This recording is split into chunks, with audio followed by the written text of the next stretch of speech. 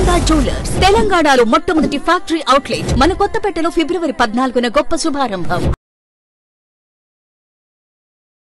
నమస్కారం శ్రీ ఆచార్య అనంతకృష్ణ స్వామి గారు. నమస్కారం అండి. నేను ఈ మధ్య కాలంలో చాలా కామెంట్స్ చూశాను మనీ వీడియోస్ కింద, అంటే మనం చేసినటువంటి మనీ మంత్ర వీడియోస్ కింద. ఒక్కొక్కళ్ళు గ్రాటిట్యూడ్ చూపిస్తూ ఉంటే, అంటే కస్టమర్స్కి కూడా చాలా థ్యాంక్స్ చెప్పుకుంటున్నారు. నేను ఈ పొజిషన్లో ఉన్నందుకు వాళ్ళని ఎంతలా ఎంకరేజ్ చేసి వాళ్ళని ఈ స్థాయిలో వెళ్తున్నందుకు ప్రతి ఒక్క కస్టమర్కి థ్యాంక్స్ అనే.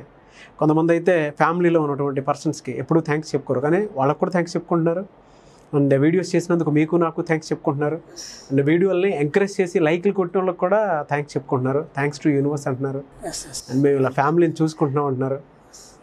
అహం పోయి చాలామంది సాఫ్ట్నెస్ అనేది వచ్చేసింది, ప్రేమతత్వం అనేది వచ్చేసింది. అవునవును, ఒక బాధ్యత, డబ్బు సంపాదన, ఐశ్వర్యం, అటువంటి విషయాలు. నా దగ్గరికి మొన్న ఒక లేడీ వచ్చిందండి. ఆమె గారు అంటున్నారు, అసలు మీరు ఎవరిని మార్చారు అని అడిగింది. నేను ఎవరిని మార్చడం, నేను అట్లాంటిది ఏం చేయలేదే అన్నాను.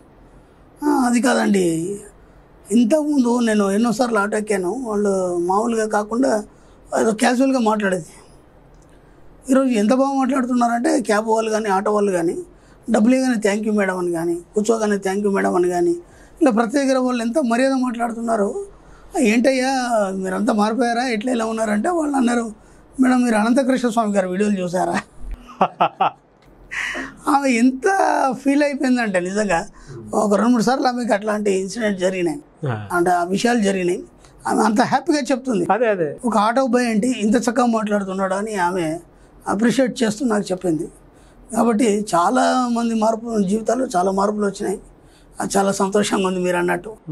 ఇంకా రావాలి, ఎందుకంటే ముందు డబ్బు రావాలి, డబ్బు సంపద ఐశ్వర్యం మనకు రావాలి అనుకున్నప్పుడు మనకు ముఖ్యంగా సంస్కారం అనేది అలవాడాలి.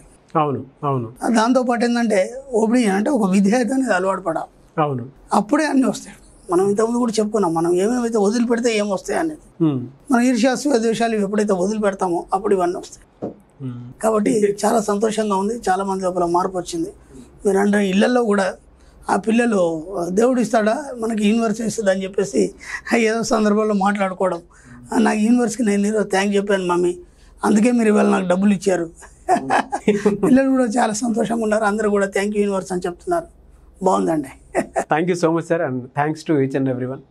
మనీ మంత్ర వీడియోస్ని ఎంత బాగా ఎంకరేజ్ చేస్తున్నందుకు. సార్ దీని గురించి చెప్పుకుందాం మనం. మన సబ్జెక్ట్లో జాలీకరణ దయలేవని మనం అనుకున్నాం. అవును. మరి జాలీకరణ దయలేనప్పుడు మీరు అనుకున్నది ఎలా సాధిస్తారు? అది కూడా పాయింటే కదా. జాలీకరణ దయలేనప్పుడు మీరు అనుకున్నది ఎలా సాధిస్తారు? ఇక్కడ విచిత్రం ఏంటంటే ఒక వ్యక్తి మీద మనం జాలి పడతాం.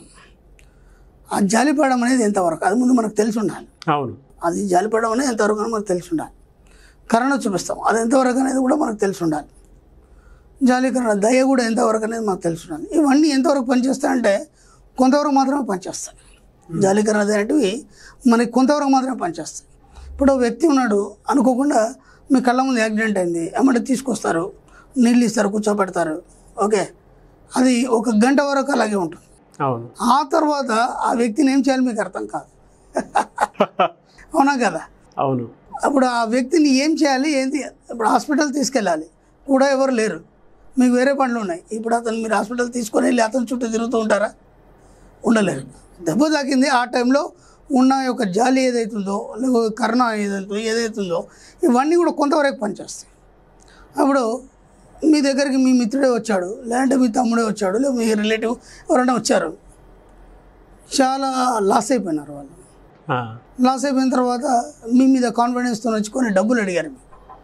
ఓకే, మీరేం చేస్తారు? అంతకుముందు బాగా బతికినవాడు కదా, మనవాడే కదా అని జాలితో మీరు డబ్బులు ఇచ్చేస్తారు. ఇచ్చేసిన తర్వాత దానికి ఒక టైం లిమిట్ ఉంటుంది. ఆయన చెప్తాడు ఈ టైం వరకు ఇస్తాను. ఆ టైం వరకు ఆయనకు సర్దుబాటు కాకపోవచ్చు. తర్వాత ఏమవుతుందంటే మెల్లే గొడవలు స్టార్ట్ అయిపోతాయి. మరి మీరు అప్పుడు సానుభూతి చూపించారు, ఆ సానుభూతి ఇప్పుడు ఎందుకు లేదు ఆలోచించండి. ఇంకా అతను కోలుకోలేదు, కానీ ఇస్తానన్న టైం అయిపోయింది. కాబట్టి ఇక్కడ ఆ సానుభూతి ఇప్పుడు లేదు మళ్ళీ. ఓకేనా? ఓకే. ఇప్పుడు అక్కడ అతని విషయంలో అలాగే జరిగింది, ఇతని విషయంలో అలాగే జరిగింది. ఇలా మీరు ఏది తీసుకున్నా సరే ఇవన్నీ కొంతవరకు మాత్రమే పనిచేస్తాయి. అవును.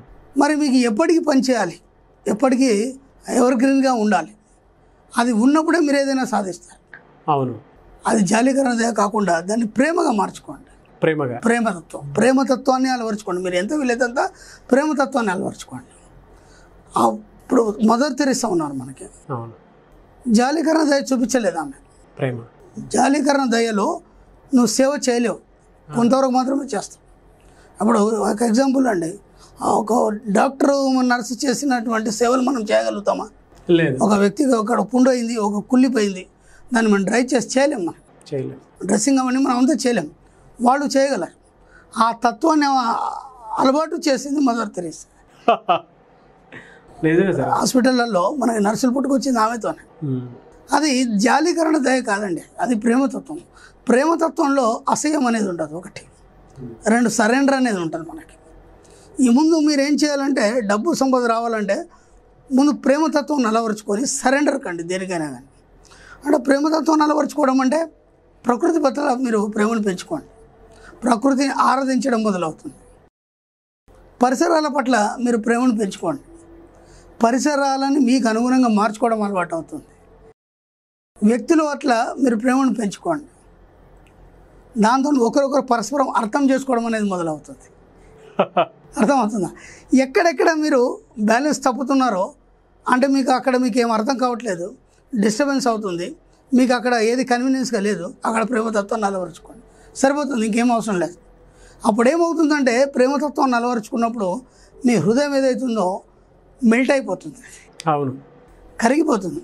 కరిగిపోయినప్పుడు మీకు ఏదైనా నాదైన ఫీలింగ్ వస్తుంది, ఇదంతా నాదైన ఫీలింగ్ వస్తుంది. ఆ ఫీలింగ్ ఎప్పుడైతే వస్తుందో ఆటోమేటిక్గా మీరు ప్రకృతితో కనెక్ట్ అవుతారు, విశ్వంతో కనెక్ట్ అవుతారు, సమాజంతో కనెక్ట్ అవుతారు, మీరు కోరుకున్న వాటి అన్నిటితో కనెక్ట్ అవుతారు, లేదా మీకు కావాల్సిన సంపదతో కనెక్ట్ అవుతారు, ఐశ్వర్యంతో కనెక్ట్ అవుతారు, డబ్బుతో కనెక్ట్ అవుతారు. ఆటోమేటిక్గా అన్నీ మీ దగ్గరకు వస్తాయి. ఇక మీరు వాటి కోసం మీరు ప్రత్యేకంగా మీరు వెళ్ళాల్సిన అవసరం లేదు, ఎత్తుకోవాల్సిన అవసరం లేదు. ఇక్కడ ఎక్కడ డిస్టర్బెన్స్ జరుగుతుందంటే, మీ ప్రేమతత్వాన్ని ప్రదర్శించకుండా జాలీకరణ దయాన్ని పట్టుకొని కూర్చున్నారు కాబట్టి అక్కడేమవుతుందంటే, అది కొంతవరకు మాత్రం పనిచేసి మళ్ళీ మధ్యలో మీకు డిస్టర్బెన్స్ అనేది జరుగుతుంది. కాబట్టి ఎంత వీలైతే మీరు ప్రేమతత్వాన్ని అలవర్చుకోండి. మదర్ తెరీసా చేసింది అదే. కాబట్టి ఈరోజు ఆమె అంత గొప్ప పేరు సంపాదించి ఒక చిరస్థాయిలో నిల్చుంది. బాధ్యత వహించాలి, బాధ్యత వేరు. మళ్ళీ ప్రేమతత్వాన్ని అలవర్చుకుంటే అన్ని దాంట్లోనే వచ్చేస్తుంది.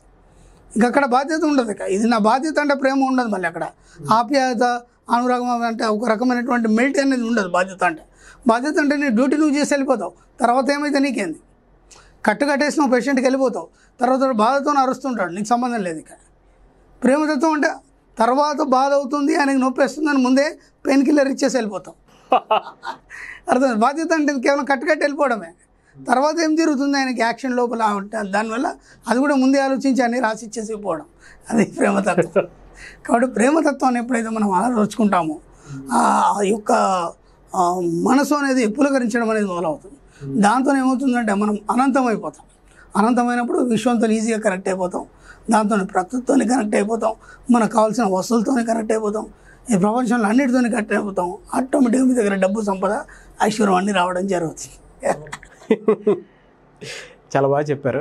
ఇందాక ఒక మాట అన్నారు, ప్రేమతత్వం అంటే ఒక పేషెంట్కి పెయిన్ ఉన్నా సరే ముందే పెయిన్ కిల్లర్ ఇచ్చేస్తాను, లేకపోతే అది బాధ్యత అవుతుంది. కట్టేసిపోవడం బాధ్యత అవుతుంది. అది చాలామందికి తెలియదు, దాని బాధ్యత అనుకుంటారు. బాధ్యత వేరు. బాధ్యత అంటే డ్యూటీ చేయడం అంతే. ఆ డ్యూటీకి ఒక లిమిట్, ఒక టైమింగ్ అనేది ఉంటుంది. ప్రేమతత్వానికి అన్లిమిట్. అది ఎంత వీలైతే అంత మనం స్ప్రెడ్ చేయొచ్చు, అలా మనం పొందొచ్చు కూడా.